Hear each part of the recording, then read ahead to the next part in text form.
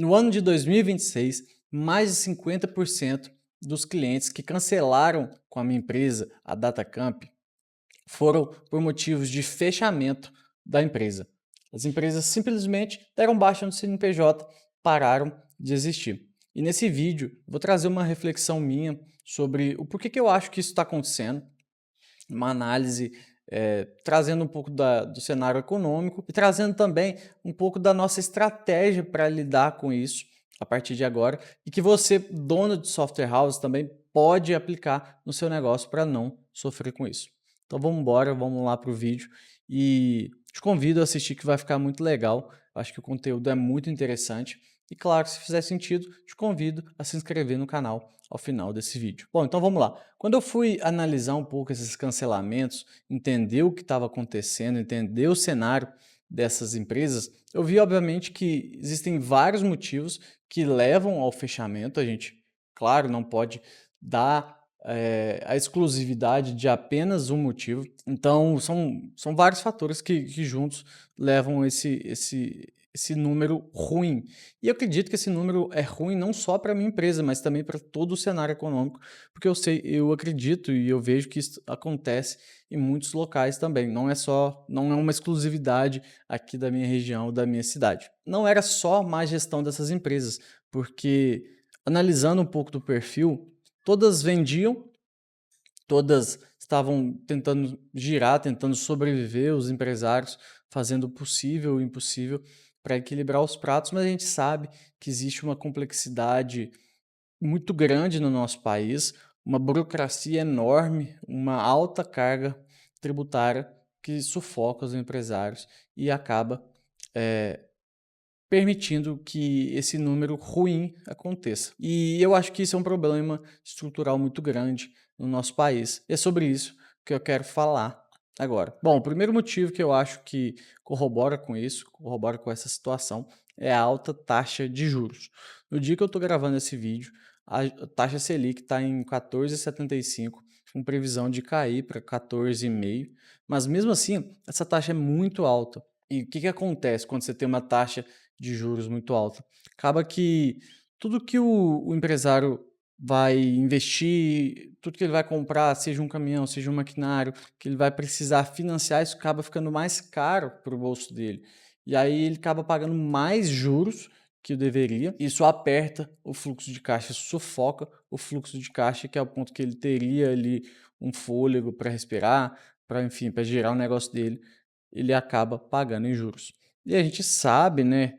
Claro, existem inúmeros fatores, tá? Não vou ser ignorante ao ponto de colocar esse motivo em apenas uma coisa, mas a gente sabe que um dos fatores que fazem a taxa de juros estar nesse patamar é a irresponsabilidade fiscal do nosso governo, da situação que a gente vive. A gente vive para bancar um governo que não tem responsabilidade fiscal, que gasta mais que arrecada, que tem um gasto muito alto com políticas sociais que são importantes, claro, mas que esse governo se apoia nisso para poder fazer o que quer aí com o nosso país. E claro também, né, essas emendas, tudo que acontece no legislativo, no executivo, e, enfim, acaba acarretando isso. Então, eu vejo que é um problema estrutural no Brasil muito grande. O segundo problema, que talvez aí seja o mais complexo e o que mais acarreta diretamente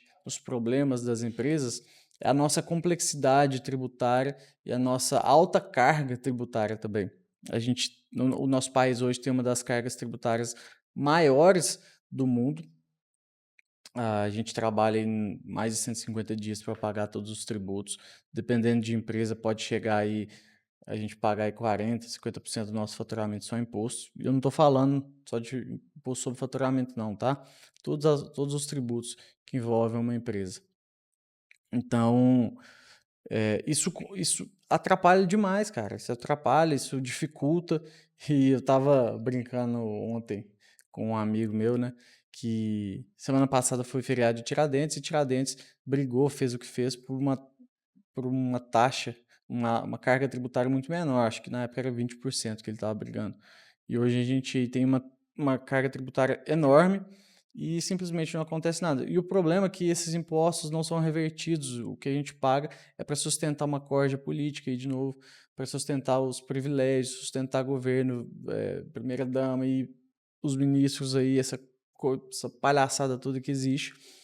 E, e o pior, em vez de facilitarem, né, para a gente, não só para a gente, eu me incluo nisso também, e ao invés de facilitarem para os empresários, para a gente, eles estão até dificultando com essa reforma tributária, que o propósito era facilitar e acabou dificultando, trazendo uma complexidade muito grande, e alguns segmentos ainda vai aumentar a carga tributária. Então não é brincadeira empreender no Brasil, e querendo ou não, toda essa complexidade traz medo para o empresário. O pequeno empresário, o cara que está começando, o cara que não tem esse conhecimento, essa informação, ele fica com medo, às vezes ele se apoia muito no contador, às vezes ele prefere nem empreender, nem dar o próximo passo, justamente por isso. Então, a questão tributária, a nossa alta carga tributária é um grande problema que sim impacta nesse fechamento das empresas. Terceiro ponto que também eu acho que é importante mencionar, a gente também não pode só delegar a responsabilidade para as outras coisas, a gente tem que olhar para dentro. Eu acho que é a falta de preparo dos empresários.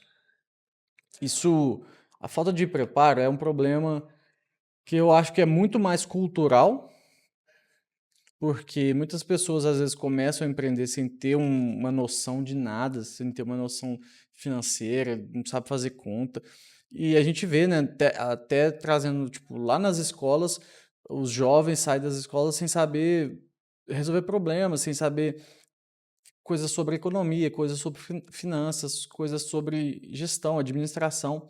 Eu acho que isso precisava ser revisto, mas também não exime a culpa. E querendo ou não também, o empresário quando ele começa, quando ele é pequeno, o cara só pensa em vender. O cara precisa vender, precisa girar, precisa entregar. A última coisa que ele vai pensar é em gestão. Porém, isso, né, a conta chega no final de tudo, isso gera problemas. O cara mistura dinheiro pessoa física com pessoa jurídica, o cara não tem uma organização, o cara as contas tudo atrasada e o cara às vezes girando, tentando, enfim, fazer empréstimo e a bola de neve vai ficando cada vez maior. Isso vai gerando um efeito cascata na sociedade. Quando o cara começa a ter inadimplência, ele fica inadimplente com uma empresa que depois fica com a outra, e isso vai gerando inúmeros problemas. E por fim, a gente tem um dado do IBGE que mostra que aproximadamente 60% das empresas fecham em até 5 anos. Então, eu acredito que tudo isso corrobora, tudo isso implica nessa taxa de morte, de mortalidade das empresas. Isso é ruim para o cenário econômico. Por quê? Por que eu acho isso? Eu vejo que, depois de toda a minha experiência, de tudo que eu já estudei, de tudo que eu aprendi, ainda preciso aprender muito, mas as empresas são o maior meio de desenvolvimento econômico e social. Por quê? Empresa gera riqueza, empresa gera emprego, empresa, né, gera renda para as famílias. E ontem eu fiquei muito puto que eu vi um podcast daquela Erika Hilton falando, pô, que o empresário, nem sei direito o que ela falou tanta porcaria que o empresário não sabe nem direito o que está passando na ponta, que tem que acabar com a escala 6 por 1. Não tô entrando nesse mérito, mas, pô, se você olhar para a realidade, a maioria, são cerca de 70%, são empresas pequenas, empresas simples, empresas microempresas, e que às vezes é o cara sozinho, o cara com, às vezes traz a esposa, traz o filho, para até economizar, né, na folha, para tentar fazer o negócio parar de pé, para tentar fazer o negócio girar e não consegue. Então, a gente vê que essa galera aí política vive em outra realidade totalmente desconexa, velho. Tenta colocar o empresário como vilão, mas você vê que, na verdade, a maioria aí, 70%, são, cara, empresas pequenas, empresas tentando sobreviver. Isso não significa que a gente tem que ignorar essas políticas sociais, políticas públicas que são importantes, mas a gente precisa ter um ambiente de responsabilidade fiscal no Brasil. A gente precisa acordar, entender o cenário, parar de ser retardado, de ficar brigando direita e esquerda, entender que a pele de todo mundo está em jogo. O cenário que a gente vive é um cenário muito deplorável, complicado. Se a gente continuar, né, com essa questão desse governo de esquerda, com o PT no comando, a gente vai caminhar a passos largos para ter um cenário muito parecido com Venezuela, Cuba, né, e a gente já sabe o que acontece. Bom, mas aí falando de coisa que realmente importa, né? Qual que está sendo a nossa estratégia, que eu acho que também você pode tirar algumas ideias e aplicar na sua empresa de software, caso também você esteja passando por isso, ou caso você queira se preparar para não passar por isso em momento algum. Mas antes disso, eu te convido a conhecer a minha mentoria para donos e fundadores de software house, de empresas de tecnologia que estão travadas no crescimento, que estão travadas na estruturação, não sabem muito bem para onde recorrer. É só você clicar no link aqui da descrição do vídeo para a gente poder conversar, para você conhecer nosso programa. Vai ser um prazer poder te ajudar. Então, trazendo um pouco para a prática, a primeira coisa que eu acho que deve ser feito, que eu estou fazendo aqui, é tentar fugir um pouco desse perfil de micro e pequenas empresas que a gente vê que tem uma alta porcentagem de chance de fechar. Claro, no meu caso, que já tenho mais de 1.400 clientes na minha base, existem clientes sim desse perfil e eu vejo que ainda vão acontecer fechamentos e ainda vou sofrer um pouco com isso. Mas olhando para frente, para o novo, a minha ideia é fugir desse tipo de cliente. Claro que eu vou falar assim, eu não vou atender esse cliente se ele vier atrás de mim. Claro que não, gente. O que importa é vender. O que mais importa no final das contas é vender. E a gente tem que estar ciente que pode perder esse cliente e você tem que estar sempre fazendo a conta do CAC e do LTV, que eu já falei disso em outro vídeo. Mas a ideia é focar os nossos esforços, direcionar toda a nossa estrutura, direcionar, enfim, nosso esforço de marketing, comercial e produto para segmentos que vão ter uma rentabilidade maior ao longo dos anos, que vão ter uma perpetuidade, segmentos que você sabe que vão, né, que tem um perfil de cliente mais estruturado, que vão durar aí por décadas. Acho que essa é uma solução mais óbvia, mas o óbvio também precisa ser dito. O segundo ponto, que eu também já disse em outros vídeos, e é importante, a partir desse nicho, desse segmento definido, você fortalecer o seu produto, você direcionar o seu produto de acordo com esse nicho para você gerar mais valor ainda e você conseguir trazer esse cliente, fortalecer esse cliente, ajudar ele a passar por esses cenários. A gente, né, nesse ambiente de facilidade de código, de inteligência artificial, é o momento propício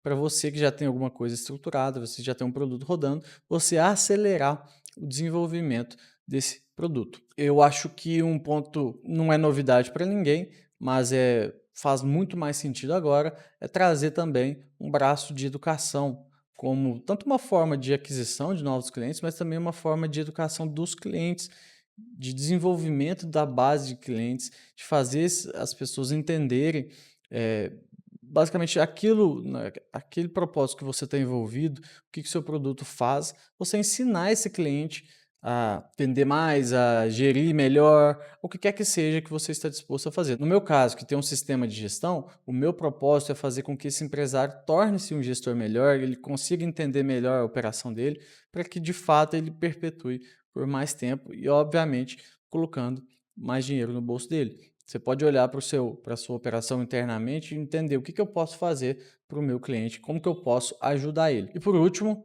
um ponto que eu já falei em outros vídeos, mas vale reforçar, que é sobre o uso da inteligência artificial para gerar mais eficiência para a sua operação devido a esse cenário de instabilidade.